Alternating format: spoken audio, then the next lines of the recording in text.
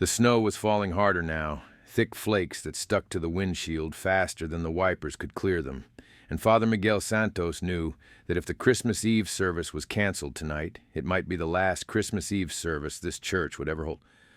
December 24th, 1994.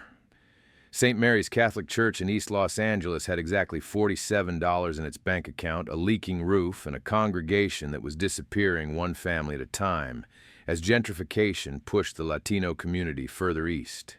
But Father Miguel had no idea that the stranger who had just walked through the church doors, shaking snow from his leather jacket, and asking if there was somewhere he could wait out the storm, was about to save Christmas for an entire community in the most unexpected way possible. This isn't just another celebrity helping people story. This is the story of how Patrick Swayze spent the most important night of his career not on a movie set or at a Hollywood party, but in a crumbling church in the barrio, fighting to preserve a community's sacred traditions while discovering the most meaningful performance of his life had nothing to do with cameras, scripts, or fame.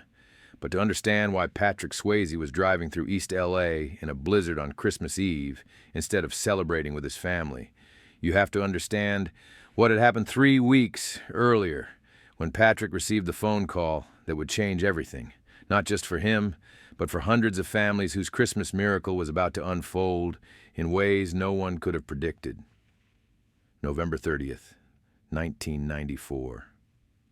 Patrick was in his Malibu home, reading scripts and trying to decide which project to tackle next, when the phone rang.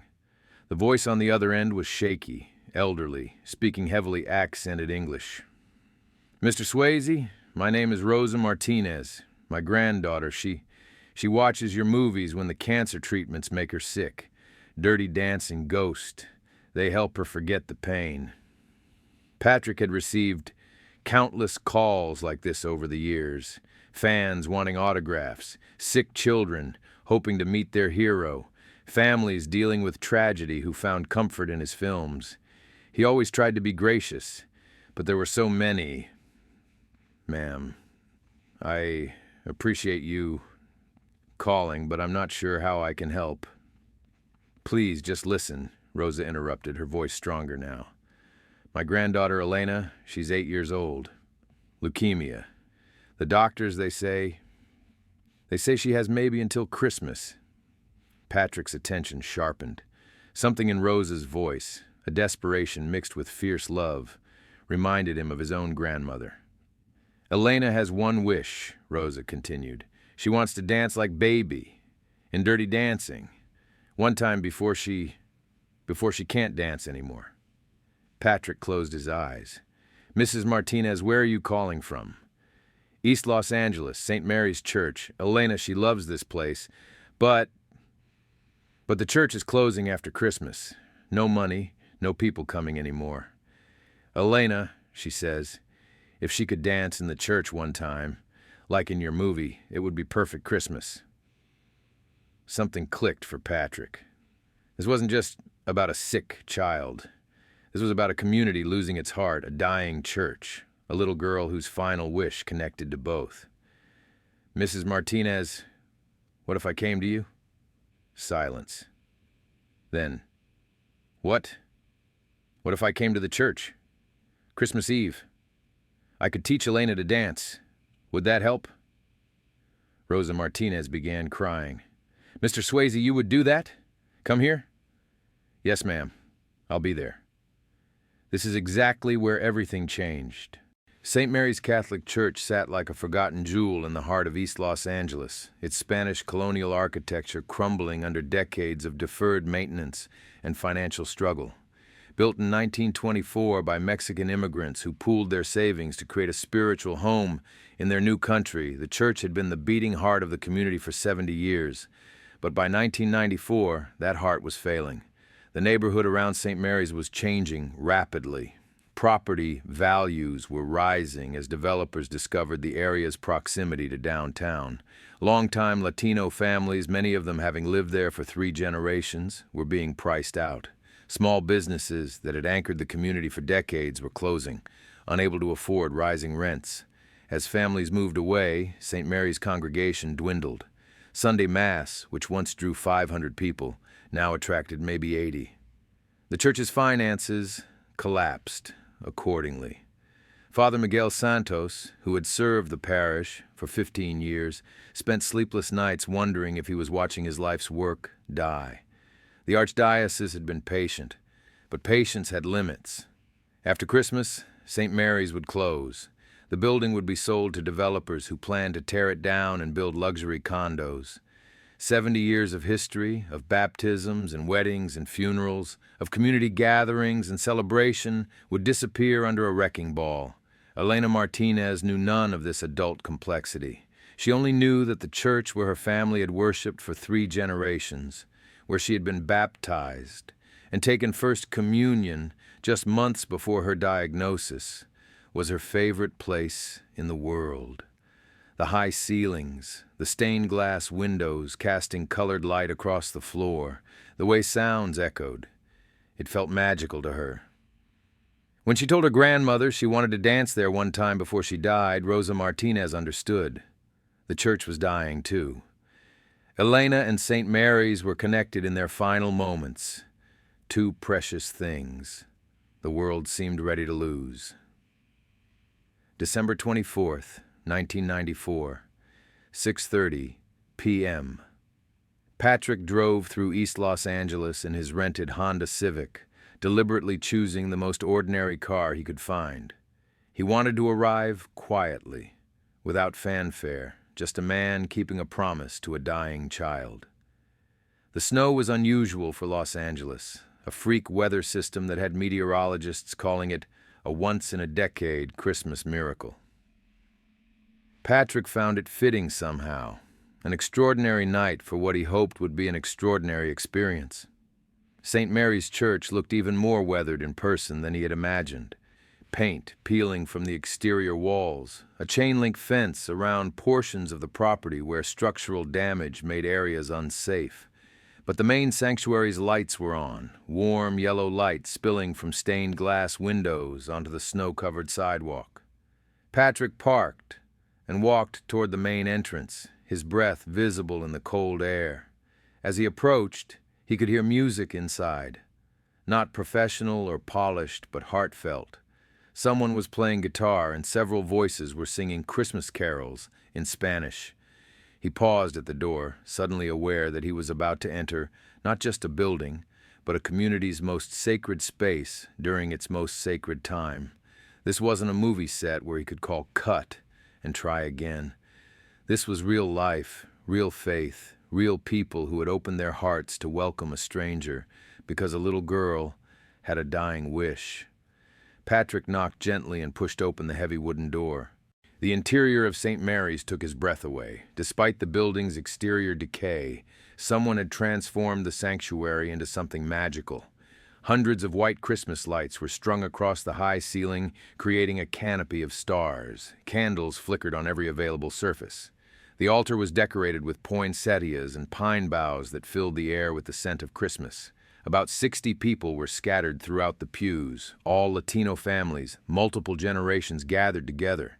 Children sat with grandparents, parents held sleeping babies, teenagers helped elderly relatives with songbooks. The guitar player was a young man with calloused hands and a voice that carried the weight of generations of worship. Every face turned toward Patrick as he entered. For a moment, no one spoke. Here was one of the world's biggest movie stars standing in their humble church on Christmas Eve, looking nervous and slightly out of place. A small voice called out, "Patrick!" A tiny figure detached herself from a pew near the front and walked toward him. Elena Martinez, 8 years old, wearing a white dress with a red bow, her head covered with a colorful scarf. The chemotherapy had taken her hair, but her eyes were bright and alert and filled with joy that seemed impossible given her circumstances. "You came," Elena said simply. "I knew you would come." Patrick knelt down to her level. "Of course I came, sweetheart. I promised, didn't I?" Behind Elena, an elderly woman approached with tears in her eyes. Rosa Martinez, Patrick realized, the voice from the phone call. "Mr. Swayze," Rosa said, her voice thick with emotion, You have given our family the greatest gift. The night is just beginning, Mrs. Martinez. Elena, are you ready to dance? Elena nodded enthusiastically. Abuela, show him the space. Rosa led Patrick toward the altar area where the pews had been moved back to create an open floor. Elena, she asked us to make room for dancing. Father Miguel, he said yes, anything for Elena. As if summoned by his name, Father Miguel Santos approached. A man in his 50s with kind eyes and hands that showed years of manual labor maintaining his deteriorating church. Father, Patrick said, extending his hand, thank you for allowing this. Mr. Swayze, Elena has brought light to this place for months. If dancing makes her happy tonight, then this sanctuary becomes a dance floor. Patrick had come prepared. In his car, he had a small portable speaker and a CD of music from Dirty Dancing. But as he looked around the church, at the families gathered expectantly, at Elena standing ready in her white dress, he realized this moment called for something different. Elena, Patrick said. In the movie, Johnny teaches Baby to dance to music on a record player. But you know what? I think live music is better, more special. He turned to the young guitarist. What's your name? Carlos, sir. Carlos, do you know Time of My Life? Carlos smiled. I learned it after Mrs. Martinez asked me to play for tonight. I was hoping. Perfect. Elena, Carlos is going to play for us. The whole church is going to be our dance floor. Is that okay? Elena clapped her hands together. Better than okay. It's perfect. What happened next transformed St. Mary's Catholic Church from a dying building into something sacred and eternal. Carlos began playing the opening chords of Time of My Life on his acoustic guitar. His interpretation was different from the movie version. Slower, more contemplative, but somehow more beautiful. The melody echoed off the high ceiling, filling every corner of the sanctuary. Patrick took Elena's small hands in his. Okay, sweetheart. First lesson, dancing isn't about perfect steps. It's about feeling the music and letting your heart move your body. Elena nodded seriously, like she was receiving the most important instruction of her life. Put your right hand on my shoulder, Patrick guided her. That's it. Now, I'll put my hand on your back to help you balance. And we hold hands with our other hands. See? Standing in the altar area of the church, backlit by dozens of candles and surrounded by her entire community, Elena took her first dance lesson. Patrick moved slowly, carefully, aware that this child was fighting for every moment of strength and joy. But Elena was a natural. Despite her illness, despite the weakness in her small frame, she had an innate sense of rhythm and grace. As Patrick led her through simple steps, her face lit up with pure happiness. I'm dancing, Elena laughed. Abuela, look, I'm dancing like Baby. The congregation watched in reverent silence. This wasn't entertainment. This was prayer in motion, hope made visible, love expressed through music and movement. As the song continued, something magical began happening. Other children in the congregation started moving in their pews, swaying to the music. Parents began tapping their feet. Grandparents smiled through tears as they watched Elena spin slowly under Patrick's raised arm. Father Miguel, watching from the side of the altar, felt something he hadn't experienced in months. His church was alive again, truly alive, filled with joy and music and the laughter of a child who was dancing her way through the valley of the shadow of death, without fear. When the song ended, the church erupted in gentle applause. Elena curtsied like a professional dancer, her face glowing with accomplishment and joy. Thank you, Elena said to Patrick. That was the most beautiful thing that ever happened to me. But Patrick wasn't finished. He had another surprise. Elena, in the movie, Johnny and Baby dance for a whole room full of people. But you know what would be even better?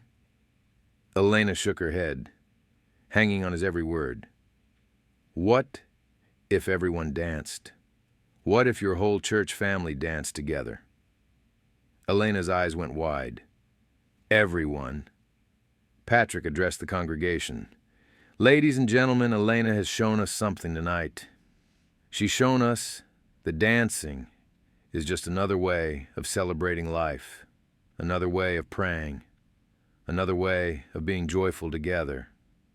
What do you say we all dance with Elena? For a moment, no one moved.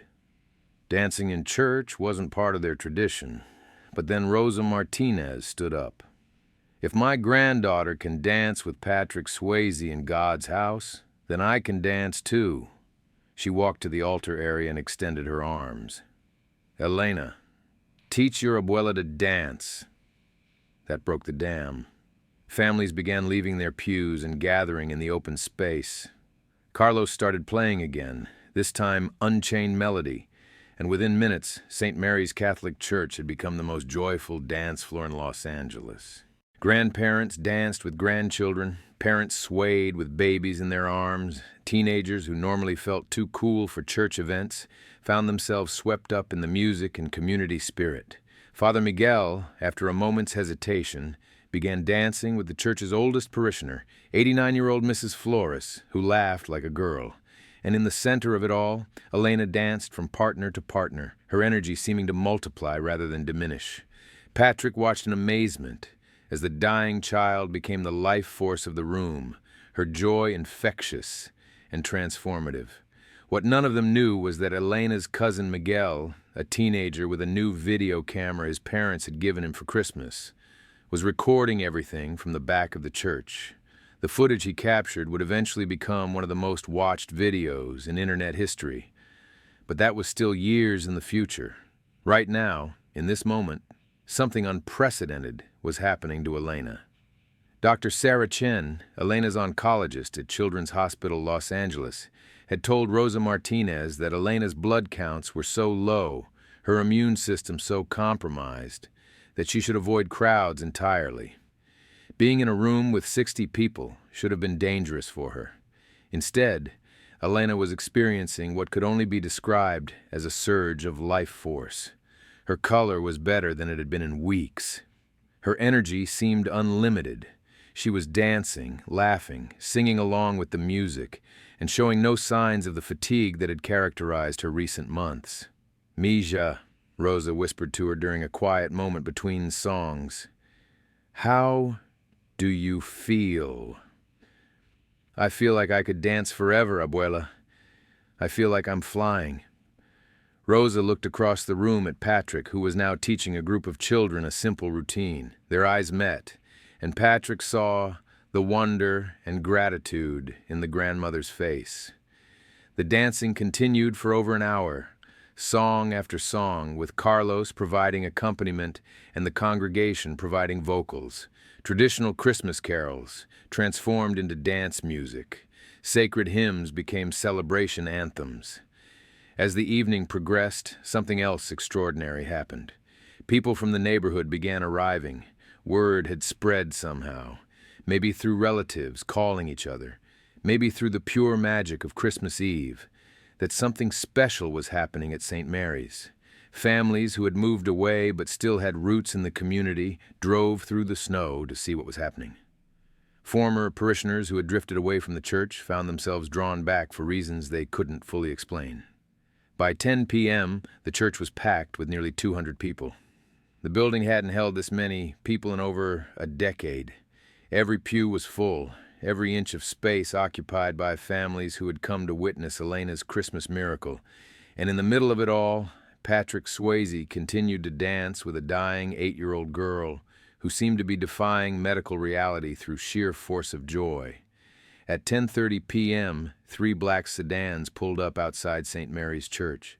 Men in expensive suits got out, led by a figure that Father Miguel immediately recognized with a sinking heart, Monsignor Davidson from the Archdiocese, along with what appeared to be lawyers and accountants.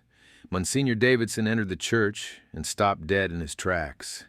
The sanctuary was packed with families, a Hollywood celebrity was dancing with children in the altar area, and the entire congregation was singing Christmas carols in Spanish and English while moving to music that definitely wasn't from any hymnal. Father Miguel hurried over to greet the unexpected visitors.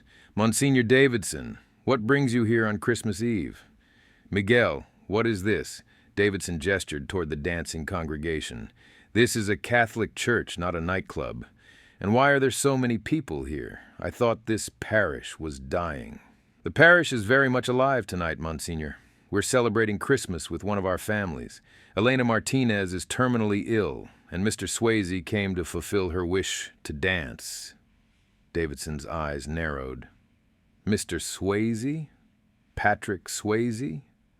Miguel, please tell me you haven't turned this church into a celebrity publicity stunt. This is a dying child's Christmas wish being fulfilled by a compassionate man. Nothing more, nothing less. This is highly irregular, sacred space being used for entertainment." That's when Patrick approached, Elena still holding his hand. "Monsignor Davidson?" Patrick extended his free hand. "I'm Patrick Swayze. I hope we're not causing any problems." Davidson looked from Patrick to Elena to the crowd of families watching the interaction with growing concern. "Mr. Swayze, while I appreciate your charitable impulses, this is a house of worship. There are appropriate ways to help sick children that don't involve turning the sanctuary into a dance floor." Elena, who had been listening with the acute awareness that seriously ill children develop, spoke up in her small but clear voice. "Sir, we're not doing anything bad. We're dancing to celebrate Jesus' birthday, and dancing makes me feel better than any medicine." Davidson looked down at the child, clearly uncomfortable with her directness. "Little girl, there are proper ways to celebrate in church." "With respect, Monsignor," Patrick interrupted, his voice calm but firm. "Elena is celebrating the only way she can. She may not have another Christmas. If dancing in God's house brings her joy, I can't see how that's anything but sacred." The church had gone quiet, sensing the tension. 200 people watched as authority challenged compassion. Tradition clashed with love, and bureaucracy faced the reality of a dying child's final wish. Davidson looked around the packed sanctuary. "Father Miguel, this church is supposed to close after Christmas. Having all these people here tonight doesn't change the financial reality." An elderly man near the back of the church stood up. What if it did? All eyes turned toward him. Patrick recognized him as Carlos's grandfather, one of the original families who had built St. Mary's 70 years earlier. "What if we could change the financial reality?" the old man continued. "What if tonight showed us that this church isn't dying, it's just been sleeping?" Murmurs of agreement rippled through the congregation. Other people began standing. "We moved away," said a middle-aged woman, "but we never stopped loving this place." "Our children were baptized here," said another voice. "Our parents are buried in the cemetery behind the church." "This is our spiritual home," called out a teenager. "Seeing Elena dance tonight reminded us what we've been missing."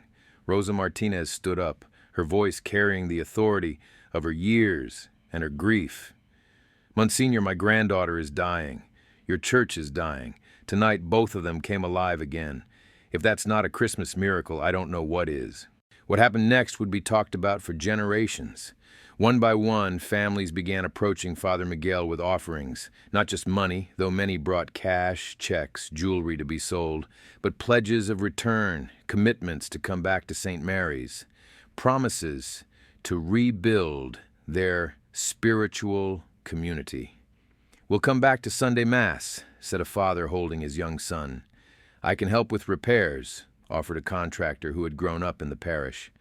"My restaurant can cater church events for free," said a businesswoman. The pledges kept coming.